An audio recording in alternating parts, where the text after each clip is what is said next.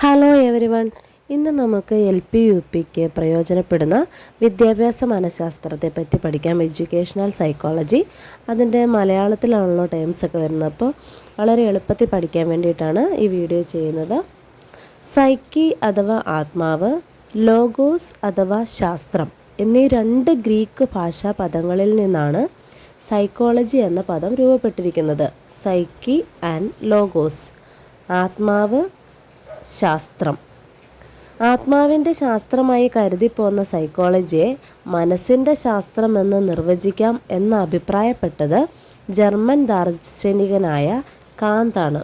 അതായത് ആദ്യം സൈക്കോളജി ആത്മാവിൻ്റെ ശാസ്ത്രമായി കരുതിപ്പോന്നു, പിന്നീട് അതിൻ്റെ മനസ്സിൻ്റെ ശാസ്ത്രമാണെന്ന് നിർവചിക്കാം എന്ന് അഭിപ്രായപ്പെട്ടത് കാന്താണ്. വേറെ കുറച്ച് നിർവചനങ്ങൾ കൂടി നോക്കാം. അനുഭവങ്ങളുടെയും വ്യവഹാരങ്ങളുടെയും കുറിച്ചുള്ള പഠനമാണ് മനഃശാസ്ത്രം എന്ന് പറഞ്ഞത് സ്കിന്നറാണ്. അനുഭവങ്ങളുടെയും വ്യവഹാരങ്ങളുടെയും പഠനമാണ് മനഃശാസ്ത്രം എന്ന് അഭിപ്രായപ്പെട്ടത് BF സ്കിന്നർ. പരിസ്ഥിതിയും വ്യക്തിയും തമ്മിലുള്ള പരസ്പര ബന്ധത്തെക്കുറിച്ച് പ്രതിപാദിക്കുന്ന ശാസ്ത്രശാഖയാണ് മനഃശാസ്ത്രം എന്ന് അഭിപ്രായപ്പെട്ടത് മർഫി. മാനസിക പ്രക്രിയകളെയും വ്യവഹാരങ്ങളെയും കുറിച്ചുള്ള പഠനമാണ് മനഃശാസ്ത്രം എന്നഭിപ്രായപ്പെട്ടത് റോബർട്ട് എ ബാരൻ. മനസ്സിനെ കുറിച്ചുള്ള ശാസ്ത്രീയ പഠനമാണ് മനഃശാസ്ത്രം CF വാലന്റൈൻ. ഇത് കുറച്ച് പ്രധാനപ്പെട്ട നിർവചനങ്ങളാണ് സൈക്കോളജിയെ പറ്റി. മനഃശാസ്ത്രത്തെ പ്രധാനമായും രണ്ടായി തരംതിരിക്കാം. അതായത് രണ്ടായിട്ടാണ് മനഃശാസ്ത്രത്തെ തരംതിരിച്ചിരിക്കുന്നത്. ഒന്ന്, കേവല മനഃശാസ്ത്രം അഥവാ പുവർ സൈക്കോളജി. പ്രയുക്ത മനഃശാസ്ത്രം അഥവാ അപ്ലൈഡ് സൈക്കോളജി എന്നതാണ്.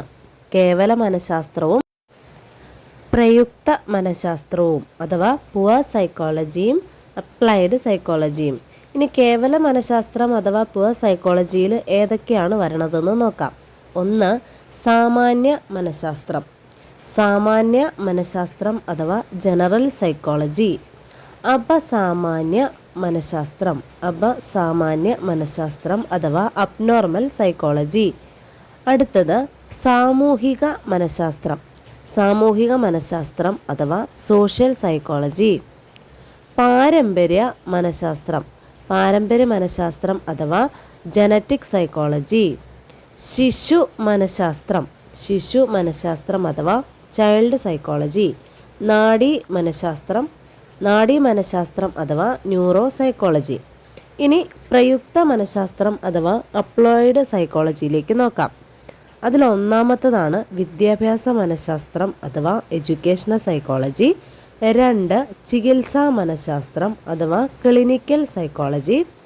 മൂന്ന്, വ്യാവസായിക മനഃശാസ്ത്രം അഥവാ ഇൻഡസ്ട്രിയൽ സൈക്കോളജി. നാല്, സൈനിക മനഃശാസ്ത്രം അഥവാ മിലിറ്ററി സൈക്കോളജി. ഞാൻ നേരത്തെ പറഞ്ഞു, അസാധാരണ പെരുമാറ്റങ്ങളെക്കുറിച്ച് പഠനം നടത്തുന്ന മനഃശാസ്ത്ര ശാഖ അപസാമാന്യ മനഃശാസ്ത്രം അഥവാ അബ്നോർമൽ സൈക്കോളജി. അബ്നോർമൽ സൈക്കോളജി നേരത്തെ പറഞ്ഞതാണ്. അത് അസാധാരണമായ പെരുമാറ്റങ്ങളെക്കുറിച്ച് പഠനം നടത്തുന്ന മനഃശാസ്ത്ര ശാഖയാണ് അപസാമാന്യ മനഃശാസ്ത്രം. മലയാളം ടേംസ് എല്ലാം LP-UPയിൽ പ്രധാനപ്പെട്ടതാണ്. അതുകൊണ്ടാണ് അങ്ങനെ മലയാളം പറയുന്നത്. അതുപോലെ തന്നെ എന്താണ് സാമൂഹിക മനഃശാസ്ത്രം? Social psychology. വ്യക്തികളുടെ സാമൂഹിക കാഴ്ചപ്പാടുകൾ, സാമൂഹിക ബന്ധങ്ങൾ, സാമൂഹിക ഇടപെടലുകൾ, സാമൂഹിക വ്യവഹാരങ്ങൾ ഇവയെപ്പറ്റിയുള്ള പഠനമാണ്. അത്തരത്തിലുള്ള പഠനശാഖയാണ് മനഃശാസ്ത്ര ശാഖയാണ് സാമൂഹ്യ മനഃശാസ്ത്രം. അതായത് വ്യക്തികളുടെ സാമൂഹ്യപരമായ ഇടപെടലുകളുമായിട്ട് ബന്ധപ്പെട്ടിരിക്കുന്നു. ഈ പരീക്ഷയ്ക്ക് വരാൻ സാധ്യതയുള്ള കുറച്ച് കാര്യങ്ങളെപ്പറ്റി പറയാം. ഇൻ്റർപ്രിട്ടേഷൻ ഓഫ് ഡ്രീംസ് അഥവാ സ്വപ്നങ്ങളുടെ വ്യാഖ്യാനം. സ്വപ്നങ്ങളുടെ വ്യാഖ്യാനം അഥവാ ഇൻ്റർപ്രിട്ടേഷൻ ഓഫ് ഡ്രീംസ് എന്ന ഗ്രന്ഥം രചിച്ചതാരാണ്? Sigmund Freud. സിഗ്മണ്ട് ഫ്രോയിഡ് ആണ് ഇൻ്റർപ്രിട്ടേഷൻ ഓഫ് ഡ്രീംസ് അഥവാ സ്വപ്നങ്ങളുടെ വ്യാഖ്യാനം എന്ന പുസ്തകം രചിച്ചത്. ഫ്രോയിഡിൻ്റെ ചില ഗ്രന്ഥങ്ങളാണ് on aphasia, the psychology of everyday life, the ego and the id, beyond the pleasure principle.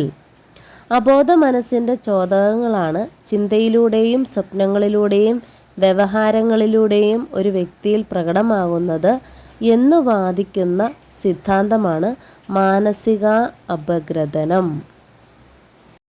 മനുഷ്യൻ്റെ സവിശേഷമായ ഗുണങ്ങളിൽ വ്യക്തിപരമായ വളർച്ചയ്ക്കുള്ള ശേഷിയും സ്വാതന്ത്ര്യത്തിൻ്റെയും പ്രാധാന്യത്തോടെ കാണുന്നതാണ് മാനവികതാവാദം. ഈ മാനവികതാവാദത്തിൻ്റെ പരമമായ ലക്ഷ്യമെന്ന് പറയുന്നത് സെൽഫ് ആക്ച്വലൈസേഷൻ അഥവാ ആത്മസാക്ഷാത്കാരം എന്നാണ്. മാനവികതാവാദത്തിൻ്റെ പ്രധാന വക്താക്കൾ ഇവരൊക്കെയാണ്: Carl Roger, Glasser, Combs, Abraham Maslow. Humanistic approach എന്നാണ് പറയുന്നത് ഇംഗ്ലീഷിൽ. അതുപോലെ ജ്ഞാനനിർമ്മിതിവാദം പ്രാധാന്യം നൽകുന്നത് എന്തിനൊക്കെയാണ്? അറിവിൻ്റെ നിർമ്മാണം നടക്കുന്നതിന് പിന്നിലുള്ള മാനസിക പ്രക്രിയകൾക്കാണ് ജ്ഞാനനിർമ്മിതിവാദം പ്രാധാന്യം നൽകുന്നത്. ജ്ഞാനനിർമ്മിതിവാദത്തിനെ വൈജ്ഞാനികവാദം എന്നും പറയാറുണ്ട്. ജ്ഞാനനിർമ്മിതിവാദത്തിൻ്റെ അഥവാ വൈജ്ഞാനികവാദത്തിൻ്റെ നൂതന വിഭാഗമാണ് സോഷ്യൽ കൺസ്ട്രക്റ്റിവിസം അഥവാ സാമൂഹ്യ ജ്ഞാന നിർമ്മിതിവാദം. കുട്ടി സമൂഹവുമായി ഇടപഴകിക്കൊണ്ട് അറിവ് നിർമ്മിക്കുന്നുവെന്നും ഇത്തരം അറിവുകൾ പങ്കുവയ്ക്കപ്പെടേണ്ടതാണെന്നും പ്രസ്താവിക്കുന്നതാണ് സാമൂഹ്യ ജ്ഞാന നിർമ്മിതിവാദം അഥവാ സോഷ്യൽ കൺസ്ട്രക്റ്റിവിസം. വൈജ്ഞാനിക സമീപനത്തിൽ അഥവാ ജ്ഞാനനിർമ്മിതിവാദ സമീപനത്തിൽ മനഃശാസ്ത്ര വിശകലനം ചെയ്യുന്നത് ഒരു വ്യക്തിയുടെ പഠനം, ഓർമ്മ, വിശ്വാസങ്ങൾ, വികാരങ്ങൾ എന്നിവയൊക്കെയാണ്. വൈജ്ഞാനിക സമീപനത്തിൻ്റെ വക്താക്കൾ ഇവരൊക്കെയാണ്: ജീൻ പിയാഷെ, Jerome Bruner, David Ausubel, Kurt Lewin. Jean പിയാഷെ, Jerome Bruner, David Ausubel, Kurt Lewin. ഇനി വ്യത്യസ്ത വിദ്യാഭ്യാസ മനഃശാസ്ത്ര സമീപനങ്ങൾ അതിലേക്ക് പോവാം. അതിലൊന്നാമതായിട്ടുള്ളത് വ്യാവഹാരിക സമീപനം, ബിഹേവിയറൽ അപ്രോച്ച്. വൈജ്ഞാനിക സമീപനം, കോഗ്നിറ്റീവ് അപ്രോച്ച്. മനോവിശ്ലേഷണ സമീപനം, സൈക്കോ അനലിറ്റിക് അപ്രോച്ച്. ന്യൂറോബയോളജിക്കൽ സമീപനം, മാനവിക സമീപനം, ഹ്യൂമനിസ്റ്റിക് അപ്രോച്ച് എന്നിവയാണ്. ഒന്നാമതായി വ്യാവഹാരിക സമീപനത്തെ പറ്റി നോക്കാം. വ്യാവഹാരിക സമീപനം അഥവാ ബിഹേവിയറൽ അപ്രോച്ചിൻ്റെ മുഖ്യ വക്താവെന്ന് പറയുന്നത് ജെ.ബി. വാട്സൺ ആണ്. നിരീക്ഷിക്കാവുന്നതും അളക്കാവുന്നതുമായ പ്രതിഭാസങ്ങളാണ് പഠിക്കേണ്ടത് എന്നഭിപ്രായപ്പെട്ട സമീപനമാണ് വ്യാവഹാരിക സമീപനം.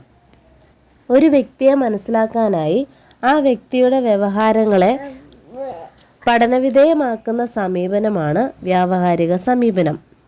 അനുബന്ധനം കൊണ്ട് വൈകാരിക പഠനങ്ങൾ ഉണ്ടാക്കാമെന്നും പല ദുർഭീതികളും അഭ്യസിക്കുന്നത് അനുബന്ധം വഴിയാണെന്നും അഭിപ്രായപ്പെട്ടു. ജെ.ബി. വാട്സൺ ആണ് ഇത് അഭിപ്രായപ്പെട്ടത്. വ്യാവഹാരിക സമീപനത്തിൻ്റെ പ്രധാന വക്താക്കളാണ് Pavlov, Thorndike, Skinner, hull.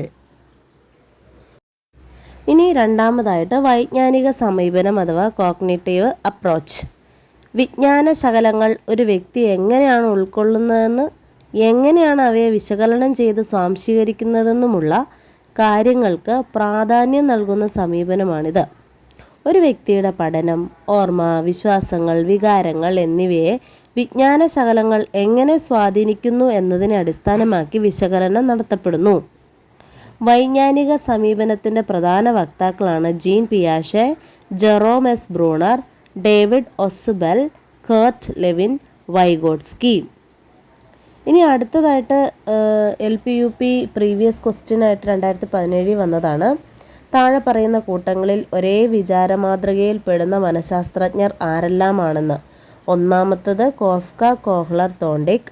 2 Erikson, Bandura, Tolman. 3 Watson, William James, William Wundt, പിയാഷെ, ബ്രൂണർ, വൈഗോട്സ്കി. ഒരേ വിചാരമാതൃകയിലുള്ള മനഃശാസ്ത്രജ്ഞർ എന്ന് പറയുന്നത് പിയാഷെ, ബ്രൂണർ, വൈഗോട്സ്കി. ഇവർ വൈജ്ഞാനിക സമീപനത്തിൻ്റെ വക്താക്കളാണ്. ഇനി അടുത്തത് മനോവിശ്ലേഷണ സമീപനം. മനോവിശ്ലേഷണ സമീപനം അഥവാ സൈക്കോ അനലറ്റിക് അപ്രോച്ച്.